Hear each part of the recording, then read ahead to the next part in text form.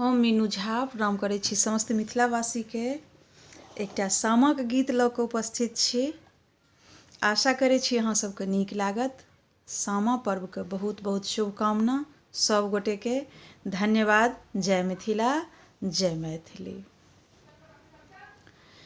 गे माई घोरे बा चढ़ल आबथि हमर बचन भैया, आगा पाछा सामा केर भार।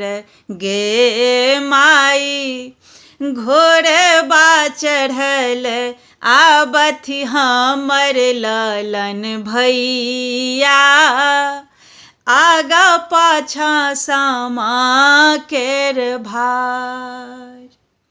आगा पाछा सामा केर भार गे माई, आगा पाछा सामा केर भार। गे माई घोड़ा चढ़ल आबथि हमर मोहन भैया, आगा पाछा सामा केर भार। अटही पूछनी बटोही पूछनी, किनका के जाई छनि भार। गे माई किनका के जाई छनि भार। गे माई सासुर बसई छथि मोर मीनू बहिनो, हुनके जाई छनि भार। गे माई सासुर बसई छथि हमर मीनू बहिनो, हुनके जाई छनि भार।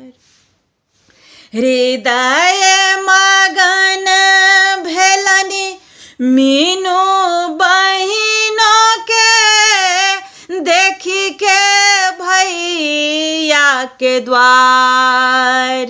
गे माई देखिते भैया के द्वार। गे माई जुग जुग जीवथि हमर पाँचो भैया, भौजो के बढ़नु अहि बात। गे माई घोरे बा चढ़ल आबथि हमर पाँचो भैया, आगू पाछू सामा केर भार। गे माई आगू पाछू सामा केर